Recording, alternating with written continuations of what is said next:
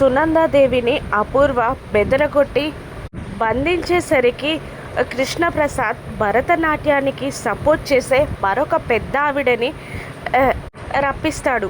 గగన్ని భూమి ఒప్పించి డ్యాన్స్ అకాడమీకి వచ్చేలా చేస్తుంది. ఇక ఆ పెద్దావిడ డ్యాన్స్ అకాడమీకి రాగానే అక్కడ నటరాజస్వామికి దండం పెట్టుకున్నాక అక్కడున్న శోభాచంద్ర ఫోటోని చూస్తూ ఆవిడ ఇలా అంటూ ఉంటుంది, శోభ, నువ్వింకా నీ కూతురి రూపంలో, ఆశయం రూపంలో బ్రతికే ఉన్నావు. నీకు అండగా నీ ఆశయాన్ని నెరవేర్చడానికి నీ కూతురు సాయశక్తులా ప్రయత్నిస్తుంది అని భూమి తలపై ప్రేమగా నిమురుతూ అంటూ ఉంటుంది ఆవిడ.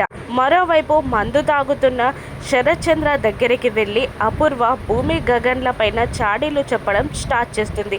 శరత్చంద్రతో ఇలా అంటూ ఉంటుంది, బావా పూర్తిగా నీ కూతురిగా మారిపోయిన భూమి ఇప్పుడెక్కడుందో తెలుసా అంటూ ఉండగా కోపంగా పైకి లేచి ఎక్కడుంది అని అడుగుతూ ఉంటాడు. శోభాచంద్ర అక్క పేరు పైన పెట్టిన ఆ డ్యాన్స్ అకాడమీలో చిచ్చి అంటూ ఉంటే ఏంటి అని అంటాడు శరత్చంద్ర. భూమి గగన్లు కలిసి సరసాలాడుతున్నారు అని అపూర్వ చెప్పగానే కోపంగా రివాల్వర్ పట్టుకొని భూమిని గగన్ని షూట్ చేయడానికి కారులో బయలుదేరుతాడు శరత్చంద్ర. అపూర్వ కన్నింగా నవ్వుకుంటూ ఉంటుంది. మరోవైపు భూమి ట్రైనింగ్ ఇచ్చిన స్టూడెంట్స్ డ్యాన్స్ చేయడం స్టార్ట్ చేస్తారు. గగన్ వాళ్ళకి పక్క నుండి కోరస్ అందిస్తూ ఉంటాడు. దూరంగా ఉండి వాళ్ళ నాట్య ప్రదర్శన చూస్తున్న ఆ పెద్దావిడ చాలా మురిసిపోతూ ఉంటుంది, చాలా సంతోషపడుతుంది, చాలా ఇంప్రెస్ అవుతుంది.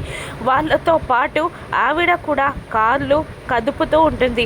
ఆవిడని చూసి భూమి సంతోషపడుతుంది. గగన్ స్టేజ్ పై ఉండి వాళ్ళకి కోరస్ అందిస్తూ ఉంటాడు. మరోవైపు గగన్ భూమిలని షూట్ చేయడానికి శరత్చంద్ర గన్ తీసుకొని వస్తాడు. అక్కడ ఆ రోజు ఏం జరగనుంది, భూమి డ్యాన్స్ అకాడమీ అఫిలియేట్ ప్రోగ్రాంలో సక్సెస్ అవనుందా, లేదంటే భూమిని కానీ గగన్ని కానీ శరత్చంద్ర షూట్ చేస్తాడా, ఈ సంఘటనతో మళ్ళీ భూమి గగన్లు ఒక్కటవుతారా, ఎవరి ప్రాణాలైనా పోతాయా, అసలు ఏం జరుగుతుందో నెక్స్ట్ ఎపిసోడ్లో చూద్దాం. Thank you for watching.